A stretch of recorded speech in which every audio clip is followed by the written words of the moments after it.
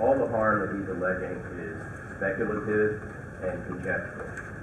As I mentioned, he has suffered no diminution of any of his rights whatsoever. He simply disagrees with the decision that was made, and that has been found insufficient to establish. All the comments that were given were not considered, evaluated, analyzed.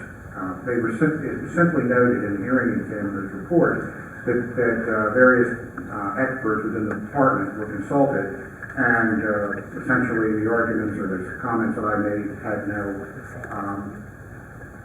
merit. Without any discussion, it's incumbent, I believe, on the commission to consider the fact that information that should have been in the public domain was not in the public domain. The report again from the Delaware Natural Heritage and Endangered Species Program was missing. There's substantive issues in that report that the public never had an opportunity to comment on at the last hearing. There are people here today who would like to do so. In fact, this lady just told me she wanted to. The technical errors are the most significant issues here.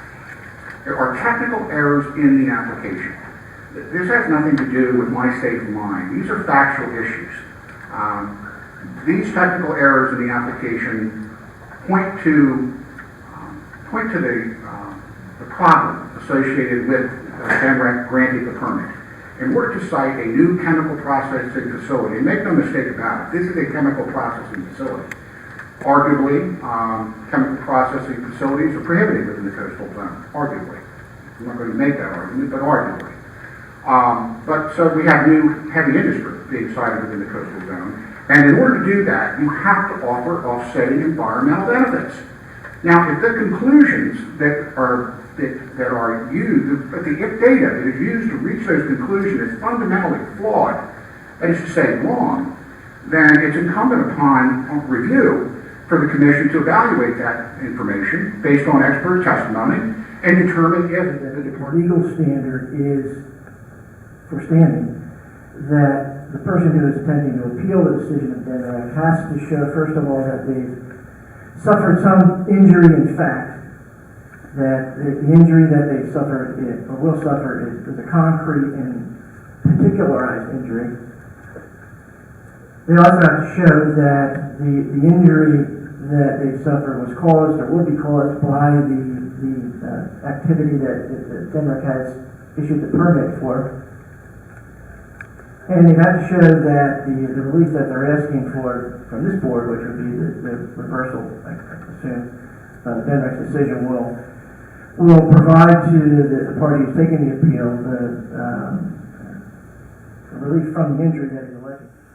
At this point, I think it's probably best to open up to the board any discussion that they want to have with respect to the motion to dismiss for standing. I guess the first question you ought to decide is whether you want to make that decision now, whether to dismiss for standing or deal with it later. Aside from the issue of standing, I agree with Mr. Nichols that there are serious flaws in the analysis of this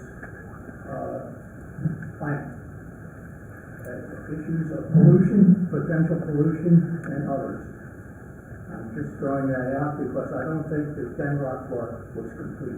I'm a scientist. I analyzed in detail the information in this folder concerning the technical details for this plant, and I believe that there are serious omissions that relate to potential pollution in the coastal zone. Any other comments from other board members before we proceed to a vote? Then I will poll the board members. Mr. Wheatley. Mr. Holmes. Mr. Burke. I'll vote to proceed. Mr. Supervania. I'll vote to proceed. Mr. Bibb. Okay, we have a 4-3 vote to proceed. I will abstain, so we will proceed.